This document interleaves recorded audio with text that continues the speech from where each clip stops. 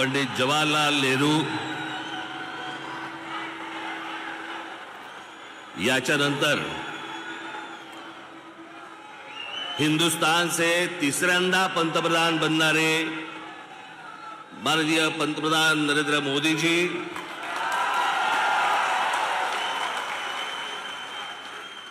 सन्माननीय व्यासपीठ आणि माझ्या जमलेल्या तमाम हिंदू बांधवांनो, भगिनींनो आणि मातांनो,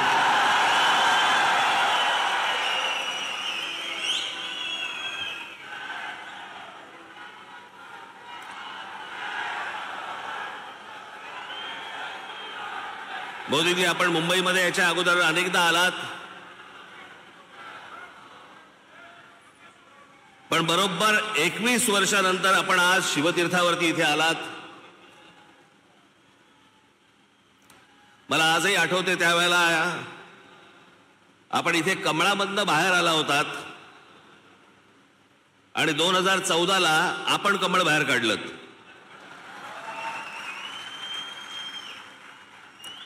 मी आज फार वेळ काही भाषण करणार नाही. आपल्याला सगळ्यांना मोदीजींचं भाषण ऐकायचंय. गेल्याच महिन्यामध्ये माझं इथे भाषण झालेलं आहे. 3 टप्प्यामध्ये फक्त बोलणार आहे मी. त्यातला एक टप्पा झालेला आहे.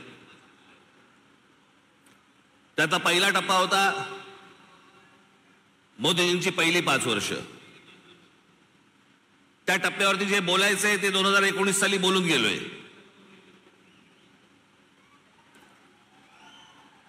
ओरली आता गेली 5 वर्ष. मला असं वाटतं आता देवेंद्रजी, मुख्यमंत्री अजितदादा, इतर सर्वांनी, उद्धव ठाकरे, शरद पवार आणि इतर सर्व माणसांवरती वेळ घालवला. मला असं वाटतं त्यांच्यावरती बोलायची गरज नाही. जे सत्यताच येणार नाहीये त्यांच्याबद्दल आपण का बोलतो?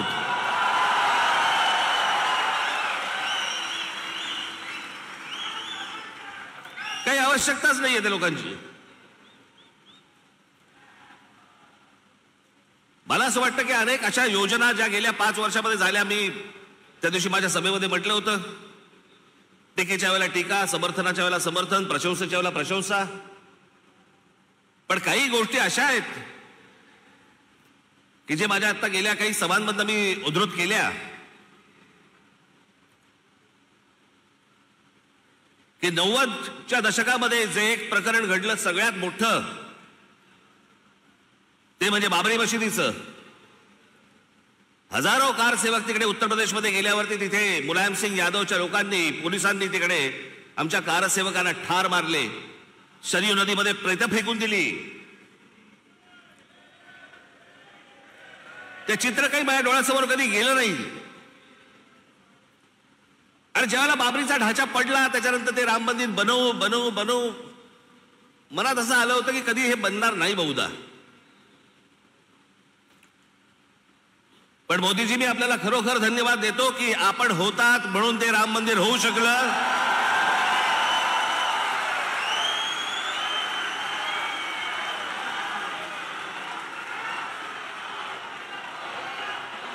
अन्यथा ते झालंच नसतं.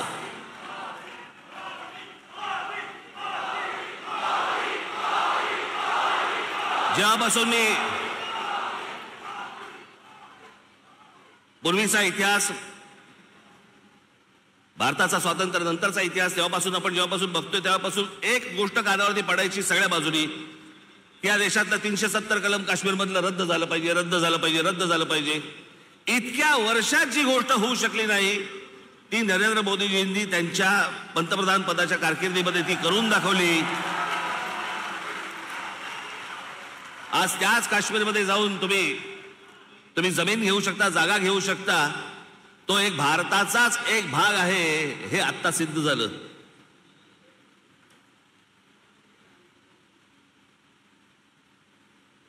राजीव गांधी ज्या वेळेला पंतप्रधान झाले त्यावेळेला एक मोठी केस झाली होती आणि एक प्रकरण सुप्रीम कोर्टामध्ये होतं आणि सुप्रीम कोर्टाने निकाल हा शाह बानो नावाची एक महिला होत्या त्यांच्या बाजूने लावला होता. आणि सुप्रीम कोर्टाने तो निकाल लावल्यानंतर राजीव गांधींनी लोकसभेमध्ये बहुमताच्या आधारावरती तो सुप्रीम कोर्टाचा निकाल म्हणजे ज्या बाईला न्याय मिळाला होता तो काढून टाकला आणि त्या मुस्लिम महिलेला कधी न्याय मिळू शकला नव्हता एका छोट्या पोटगीसाठी.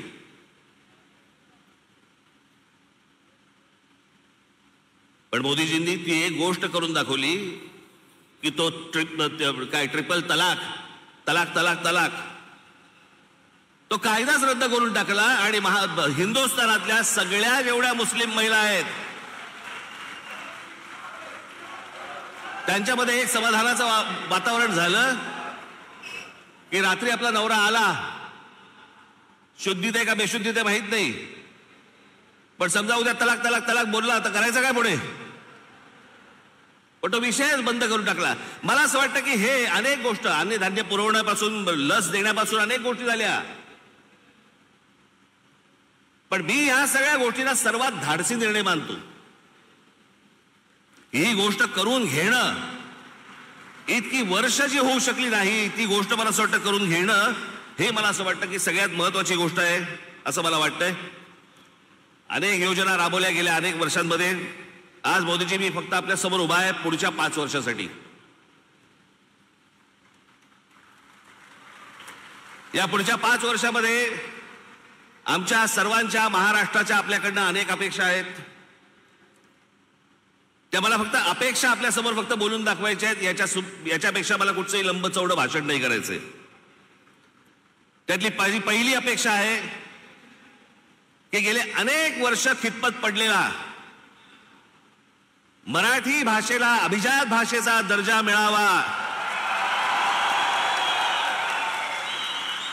ही गोष्ट आपण पंतप्रधान झाल्यानंतर मराठीला तो सन्मान मिळेल अशी मी मोदीजींकडे अपेक्षा व्यक्त करतो आणि ती होईल, तितक्याच धाडसाने ती होईल अशी मला खात्री आहे.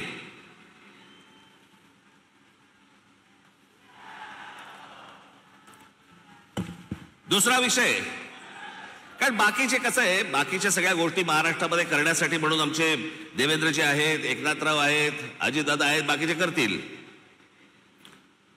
पण या देशाच्या अभ्यासक्रमामध्ये या देशावरती साधारणपणे 1000 वर्ष परकीयांनी राज्य केलं, पण त्या 1000 वर्षामधली 125 वर्ष हे मराठा साम्राज्य होतं या संपूर्ण हिंद भूमीवरती. त्या मराठा साम्राज्याचा इतिहास हा शालेय शिक्षणामध्ये मुलांना लहानपणापासून शिकवला जावा की जेणेपासून हा देश कसा उभा राहिला हे या अख्ख्या देशातल्या मुलांना आणि भविष्यातल्या पिढ्यांना कळेल. तिसरी गोष्ट, समुद्रामध्ये शिवछत्रपतींचा पुतळा कधी उभा राहील नाही राहील मला माहिती नाही,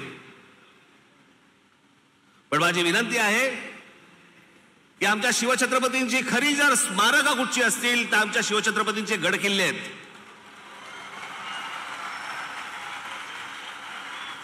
आणि या गड किल्ल्यांना पूर्वीचं ऐतिहासिक वैभव प्राप्त करून देण्यासाठी म्हणून आंतरराष्ट्रीय दर्जाची एक समिती नेमावी. भविष्यातल्या येणाऱ्या पिढ्यांना, या देशातल्या पिढ्यांना कळेल की आमचा राजा कोण होता आणि त्यांनी काय इतिहास गाजवला हे त्या आमच्या गडकिल्ल्यांवरनं कळेल. याच्यासाठी म्हणून आपल्याकडनं गोष्ट व्हावी अशी माझी अपेक्षा आहे.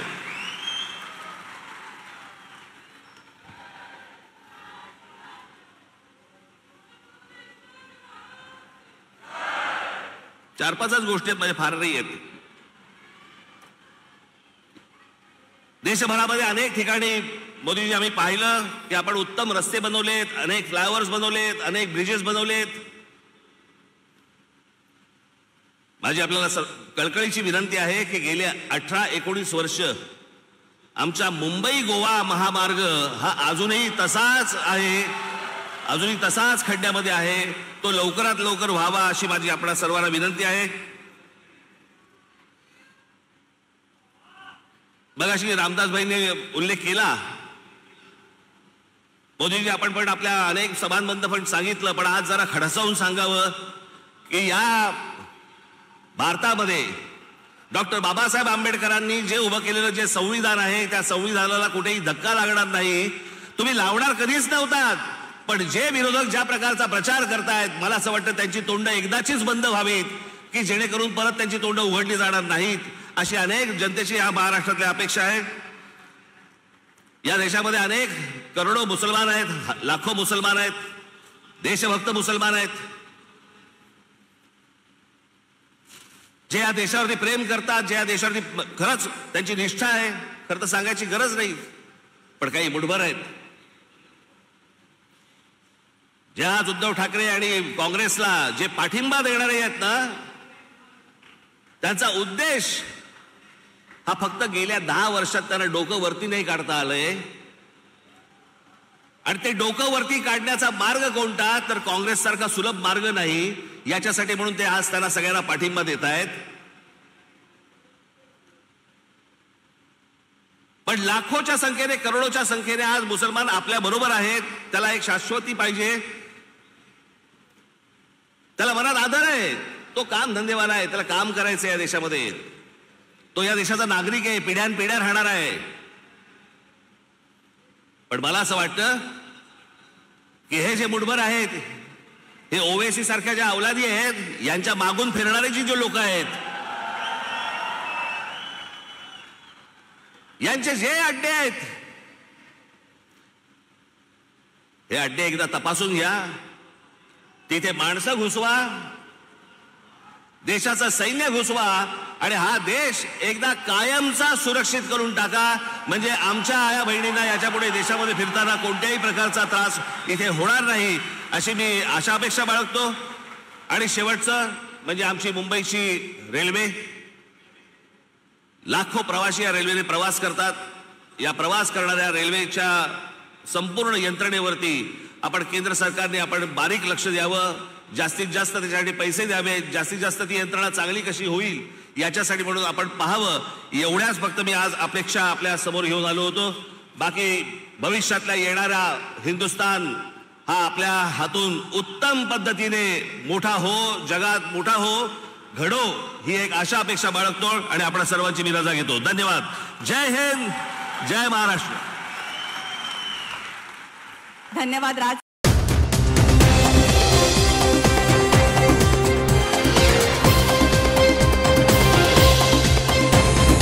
सत्यविचार.in, समस्या तुमची, बातमी आमची.